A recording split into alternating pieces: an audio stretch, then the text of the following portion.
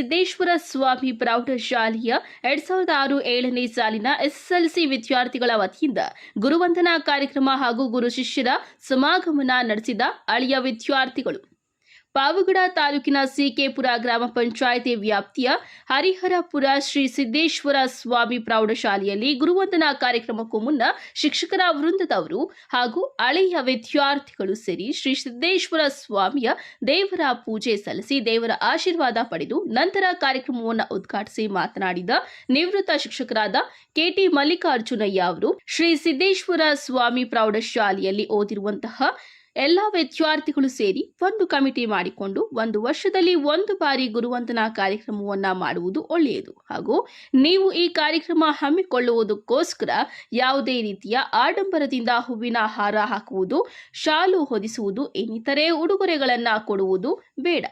ಒಂದು ಗುಲಾಬಿ ಹೂ ಕೊಟ್ಟು ಸ್ವಾಗತಿಸಿದ್ರೆ ಸಾಕು. ಇದಕ್ಕೆ ಹೆಚ್ಚಿನದಾಗಿ ಹಣವನ್ನ ಖರ್ಚು ಮಾಡುವುದು ಬೇಡ.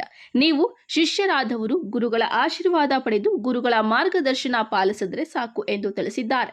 ಹಾಗೂ ಶ್ರೀ ಸಿದ್ದೇಶ್ವರ ಸ್ವಾಮಿ ದೇವಸ್ಥಾನದ ಅಭಿವೃದ್ಧಿಗೆ ನನ್ನ ವೈಯಕ್ತಿಕವಾಗಿ 1 ಲಕ್ಷ ಹಣ ಕೊಡುತ್ತೇನೆ ಎಂದು ನಿವೃತ್ತ ಶಿಕ್ಷಕರಾದ ಕೆಟಿ ಮಲ್ಲಿಕಾರ್ಜುನಯ್ಯ ಅವರು ತಿಳಿಸಿದ್ದಾರೆ.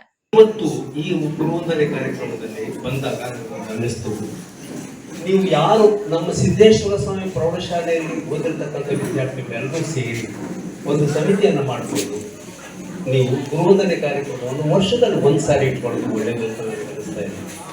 ಆಮೇಲೆ ನೀವು ಈ ಕಾರ್ಯಕ್ರಮವನ್ನು ಹಮ್ಮಿಕೊಳ್ಳೋದಕ್ಕೋಸ್ಕರ ಆಡಂಬರದಿಂದ ಮತ್ತು ಅತಿಯಾಗಿ ಹಣ ಖರ್ಚು ಮಾಡೋದು ಬೇಡ. ನೀವು ನಮಗೆ ಹಾರ ಹಾಕೋದು ಬೇಡ, ಮೂಮೆಂಟ್ ಕೊಡೋದು ಬೇಡ ಮತ್ತು ನೀವು ನಮಗೆ ಶಾಲು ಹೊದಿಸೋದು ಬೇಡ. ಒಂದು ಗುಲಾಬಿ ಹೂವನ್ನು ಕೊಟ್ಟರೆ ಸಾಕು. ಸ್ವಾಗತ ಮಾಡುವಾಗ ಕೊಟ್ಟರೆ ಸಾಕು. ನಿವೃತ್ತ ಹಿಂದಿ ಶಿಕ್ಷಕರಾದ ರಾಮಚಂದ್ರರಾವ್ ಮಾತನಾಡುತ್ತಾ, ಶ್ರೀ ಸಿದ್ದೇಶ್ವರ ಸ್ವಾಮಿ ಶಾಲೆಯಲ್ಲಿ 36 ವರ್ಷಗಳಿಂದ ನಾನು ಇಲ್ಲಿ ಶಿಕ್ಷಕನಾಗಿ ಇದ್ದೇನೆ. ಇದುವರೆಗೂ ನನಗೆ ಬಂದ ಸಂಬಳವನ್ನ ಶ್ರೀ ಸಿದ್ದೇಶ್ವರ ಸ್ವಾಮಿಯ ಪ್ರಸಾದವನ್ನ ತಿಂದು ಬದುಕುತ್ತಿದ್ದೇನೆ. ಹಾಗೂ ಆ ಭಗವಂತ ನಿಮ್ಮೆಲ್ಲರಿಗೂ ಒಳ್ಳೆಯ ಭವಿಷ್ಯ ಕೊಟ್ಟು ನಿಮ್ಮ ಜೀವನ ಉಜ್ವಲವಾಗಲಿ ಎಂದು ಆಶೀರ್ವಾದ ಮಾಡಿದ್ದಾರೆ. ತುಂಬ ಸಂತೋಷ ಆಗ್ತಾ ಇದೆ. ಮೊದಲನೇದಾಗಿ ನಾನು ನಮ್ಮ ಶಾಲೆ ಬಗ್ಗೆ ಹೇಳ್ತೀನಿ. ನಮ್ಮ ಸಿದ್ದೇಶ್ವರ ಸ್ವಾಮಿ ಪ್ರೌಢಶಾಲೆ ನಾನು 36 ವರ್ಷ ಸೇವೆಯನ್ನು ಮಾಡಿದ್ದೀನಿ ಇಲ್ಲಿ. ಇವತ್ತು ನಾನು ಸಿದ್ದೇಶ್ವರ ಸ್ವಾಮಿಯ ಒಂದು ಪ್ರಸಾದವನ್ನು ನಾನು ಇವತ್ತು ತಿಂದು ಇವತ್ತು ನಾನು ಬದುಕ್ತಾ ಇದ್ದೀನಿ. ಅಂದರೆ ನಾನು ಗೌರ್ಮೆಂಟ್ ಪೆನ್ಷನ್ ಸಂಬಳ ಕೊಡ್ತಾ ಇದೆಯಲ್ಲ, ಅದು ಸಿದ್ದೇಶ್ವರ ಸ್ವಾಮಿ ಒಂದು ಪ್ರಸಾದ. ಇವತ್ತು ಪೆನ್ಷನ್ ನಾನು ತಗೊಳ್ತಾ ಇದ್ದೀನಿ ಗೌರ್ಮೆಂಟಿಂದ, ಅದು ಕೂಡ ಸಿದ್ದೇಶ್ವರ ಸ್ವಾಮಿಯ ಒಂದು ಪ್ರಸಾದ. ಇನ್ನು ಅನೇಕ ನಿವೃತ್ತ ಶಿಕ್ಷಕರುಗಳು ವೇದಿಕೆಯನ್ನು ಹಂಚಿಕೊಂಡು ಶಾಲೆಯ ಹಾಗೂ ವಿದ್ಯಾರ್ಥಿಗಳ ಬಗ್ಗೆ ಮಾತನಾಡುತ್ತಾ ಭಾವುಕರಾದರು. ನಂತರ ಎಲ್ಲ ಹಳೆಯ ವಿದ್ಯಾರ್ಥಿಗಳು ಶಿಕ್ಷಕರಿಗೆ ಸನ್ಮಾನಿಸುತ್ತಾ ಗುರುಗಳ ಪಾದ ಸ್ಪರ್ಶ ಮಾಡುತ್ತಾ ಗುರುಗಳ ಆಶೀರ್ವಾದ ಪಡೆದರು. ಈ ಕಾರ್ಯಕ್ರಮವನ್ನು ನಿರೂಪಣೆ ಮಾಡಿ ಗುರುಗಳ ಬಗ್ಗೆ ಅದ್ಭುತವಾಗಿ ವರ್ಣಿಸಿದ ಇದೇ ಶಾಲೆಯ ವಿದ್ಯಾರ್ಥಿಯಾದ ನವೀನ್ ಕೀಲಾರ್ಕಹಳ್ಳಿ ಅವರು ಪ್ರಾರಂಭದಿಂದ ಅಂತ್ಯದವರೆಗೂ ಬಹಳ ಭಕ್ತಿಪೂರ್ವಕವಾಗಿ ನಡೆಸಿಕೊಟ್ಟರು.